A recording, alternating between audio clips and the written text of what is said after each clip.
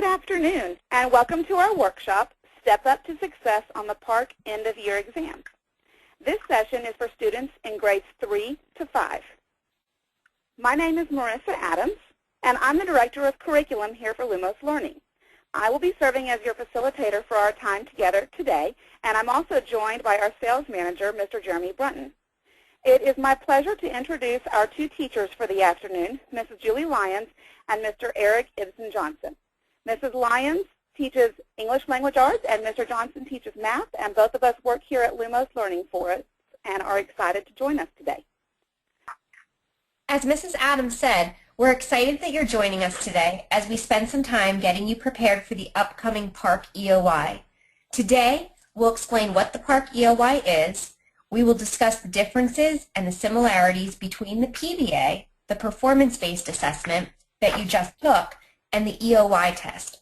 We will review some of the PARCC tools and remind you of some tips about moving through the screens. And finally, you'll get a chance to practice some questions that may be similar to the questions you will see in a few weeks. Before we begin, though, we'd like to take a quick poll to determine the grades of students that we have represented.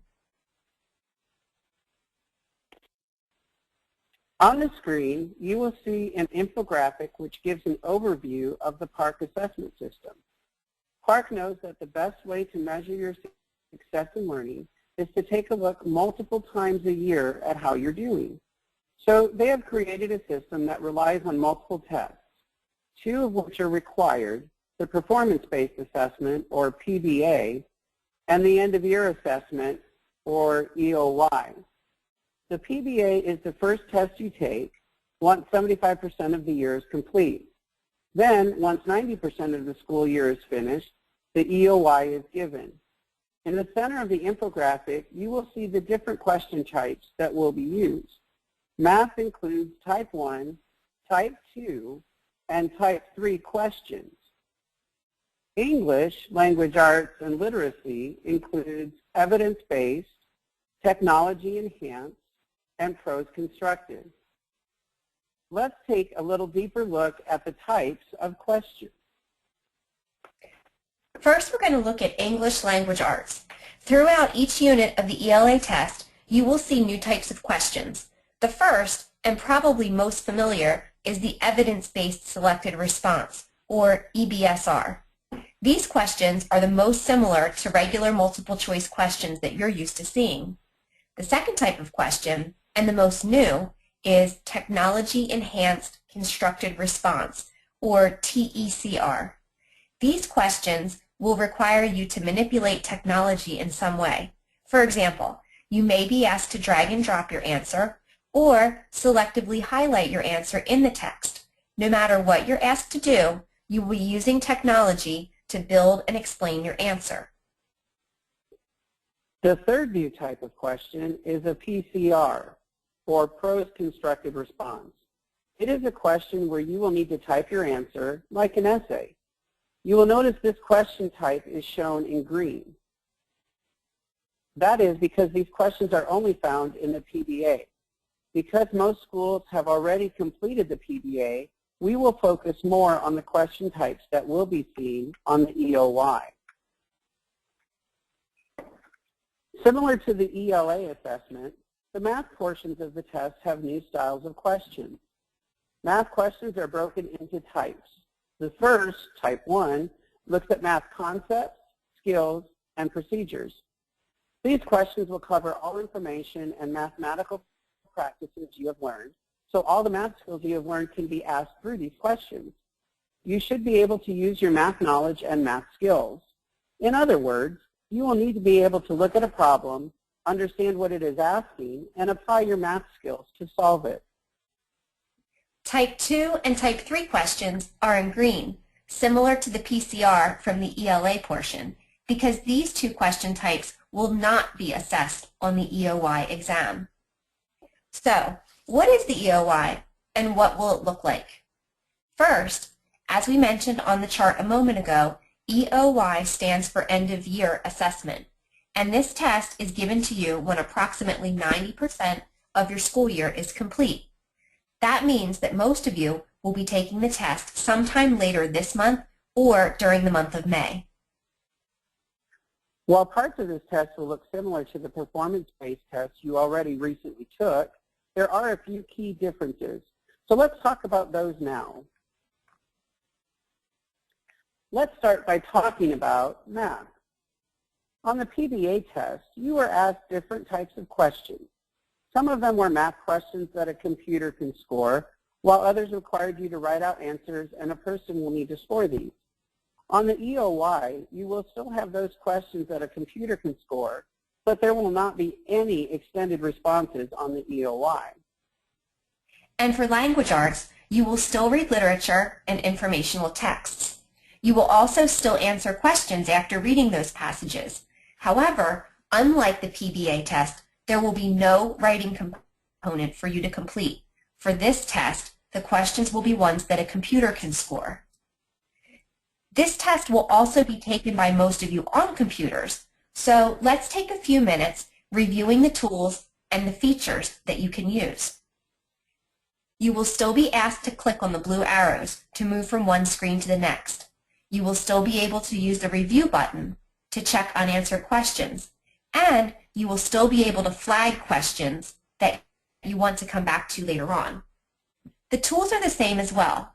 That means you can use the Answer Eliminator tool to cross off choices, and you can highlight the text and change the color of the highlighter. In the math portion, you'll be able to click on tools like the ruler or the calculator to solve certain problems. One of the most important things to remember is to follow the directions. If you read and reread the directions, you will usually get all of the information you need to use the tools properly to answer each question. For example, if they ask you to drag and drop central ideas into column 1 and supporting details into column 2, it's important that you read the directions. Otherwise, if you try to drop a central idea into column 2, you're placing it in the wrong column, and the computer might not let you drop it there. That can be confusing, but if you read and reread the directions carefully, I think you will see it's much easier to answer each question. Here is a more detailed look at the Answer Eliminator. You can see that by using the Eliminator, you can cross off answer choices you know are not correct. Now, let's explore what questions will look like in the PARCC system. We'll start with English Language Arts. The most important thing to remember with the PARCC questions is that while there are different types, they will all have you look deeply at the question. In this graphic, taken from the PARCC site, you will see a side-by-side comparison of the old way questions might have been asked compared to PARCC's new way. On the left side is a standard vocabulary question we might all be familiar with, where you simply had to know the meaning of the word to find the synonym. In the new question style, on the right side, you have to go back to the text, find the meaning of the word in Part A, and then prove your answer in Part B. The way the PARCC English Language Arts exams look is significantly different from what you might have been used to before this year. First, the stories are set up to be read on a computer. On the left side of the screen, you will see 1, 2, or even 3 reading passages, but you will not see them completely unless you scroll down. Once you've read the passage, you will be able to begin answering the questions about it. Thinking of the types of questions we just reviewed, let's look at Part A. This is considered an evidence-based question. You must read the word as it is used in paragraph 1, finding evidence to answer that question. Once you make your selection, you then scroll down to Part B, which requires even more evidence. Reading the question, you will see the need to return to the story to prove your answer. With evidence-based questions, PARCC is making sure that you can answer the question being asked and that you can find the evidence to prove your answer.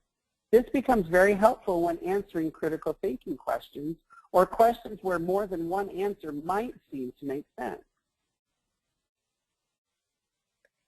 Another type of evidence-based selected response question again has you relying on evidence to prove your answer in Part A. However, this time, you will be selecting 2 sentences from the choices given. And in this case, you'll notice a difference in how you make that choice. In Part A, a more traditional style multiple choice question, you'll see a radial dial. the small circle that you're familiar with. When you move to Part B, though, you will notice boxes instead of circles. When you make your selection, a small check mark will appear. A good trick you can remember is that anytime you see those small boxes instead of circles, you know that you will have more than one answer.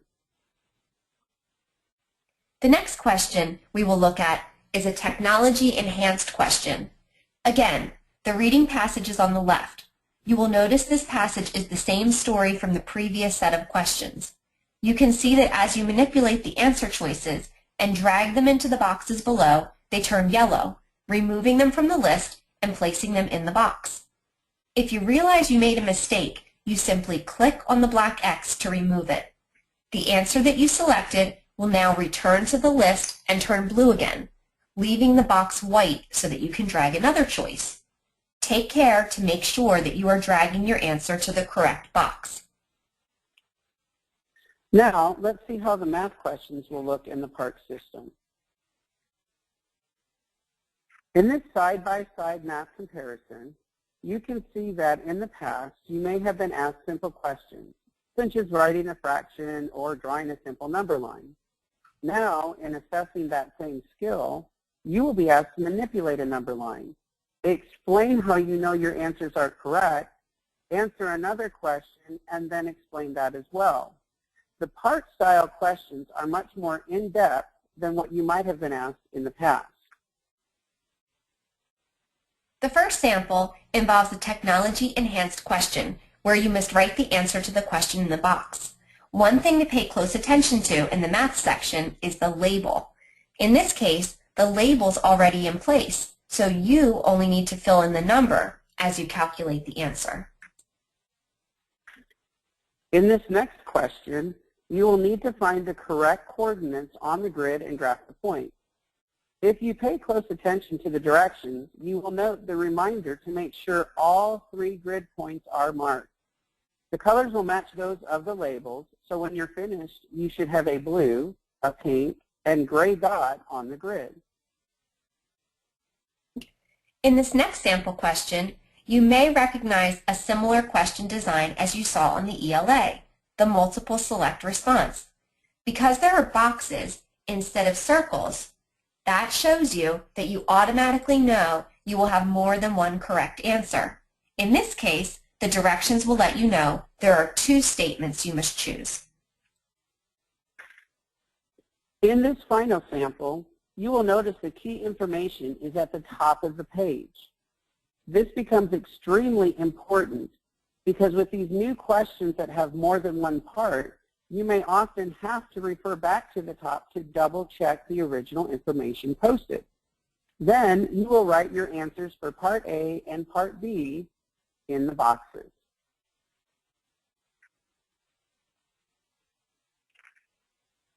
Now that you have an idea what questions will look like, let's move on to some practice problems.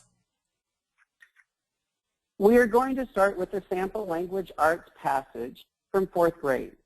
Follow along because afterwards we will ask you some questions that are similar to questions you may see on the EOY. If you're a 3rd grader, understand this may be a bit above your reading level, and if you're in 5th grade, it may be a little easier. However, the types of questions you will see are similar to those you might see, no matter whether you're in 3rd, 4th, or 5th grade. Keep in mind, too, that it is always a good idea to practice as often as you can, even if you are practicing with text outside of your reading level. Okay, so let's get started. We're going to read a passage called The Elephant and the Crocodile by H. Berkeley Score. And it begins, "An elephant and a crocodile were once standing beside a river. They were disputing as to which was the better animal. 'Look at my strength,' said the elephant. 'I can tear up a tree, roots and all, with my trunk.'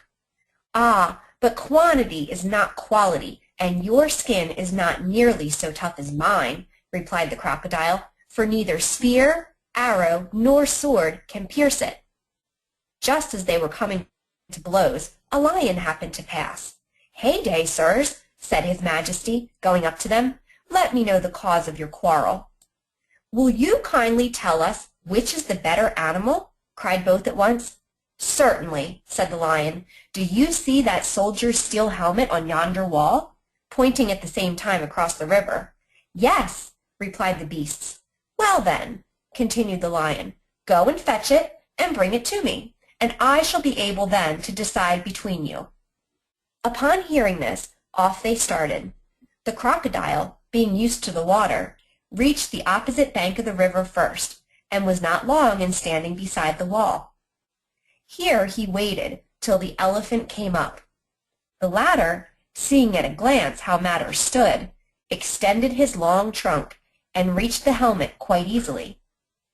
They then made their way together back again across the river. The elephant, anxious to keep up with the crocodile in the water, forgot that he was carrying the helmet on his back, and a sudden lurch caused the prize to slip off and sink to the bottom. The crocodile noticed the accident, so down he dived and brought it up in his capacious mouth. They then returned, and the crocodile laid the helmet at the lion's feet. His Majesty took up the helmet, and addressing the elephant said, "You, on account of your size and trunk, were able to reach the prize on the wall, but, having lost it, you were unable to recover it. And you," said the lion, turning to the crocodile, "although unable to reach the helmet, were able to dive for it and save it. You are both wise and clever in your respective ways. Neither is better than the other." Now that we've finished reading the story, let's try the practice problems that go along with it. And this is based on the sentence that says, "An elephant and crocodile were once standing beside a river. They were disputing as to which was the better animal." Which sentence from the story helps the reader understand the meaning of disputing as used in paragraph 1? Is it A, where he says, "Heyday, sirs," said His Majesty going up to them, "let me know the cause of your quarrel"? Or B, upon hearing this, off they started? C, the latter, seeing at a glance how matters stood, extended his long trunk and reached the helmet quite easily? Or do you think it's D? "And you," said the lion, turning to the crocodile, "although unable to reach the helmet, were able to dive for it and save it."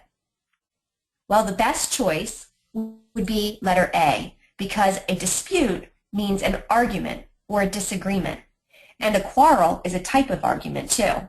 B, C, and D don't really indicate that there's an argument between the two. B just shows that they both began the contest, while letter C just shows how the elephant got the helmet, and D is simply explaining that the crocodile was able to dive, but they don't show the two fighting. However, letter A does show the king addressing both characters and asking them about their difficulty or quarrel.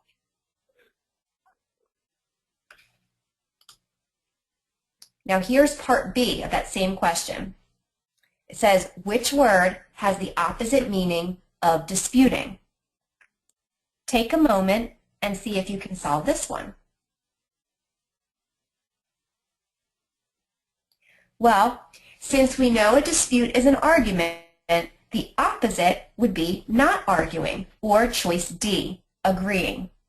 Notice that it is important that you are accurate in part A, otherwise part B is going to be a challenge for you.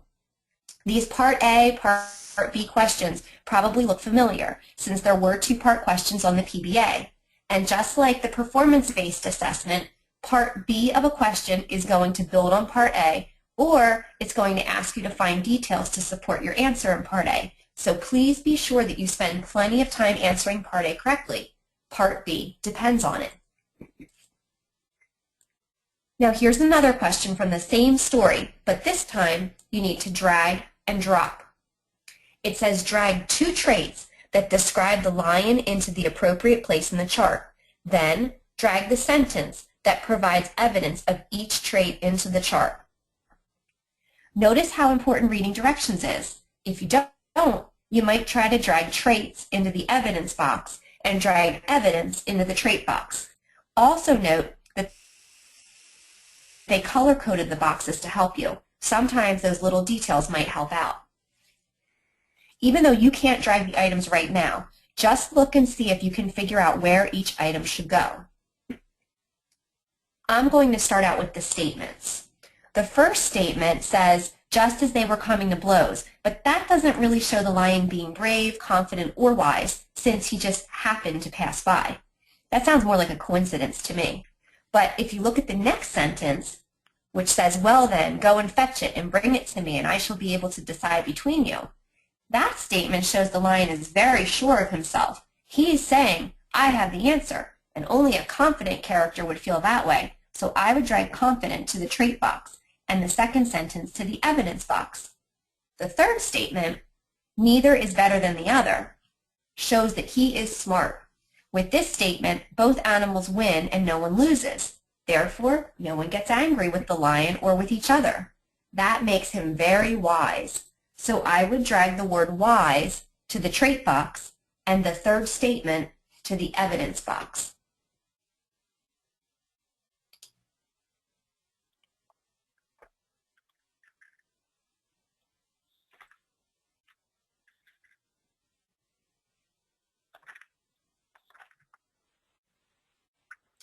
Well, you guys did a great job with the English Language Arts questions.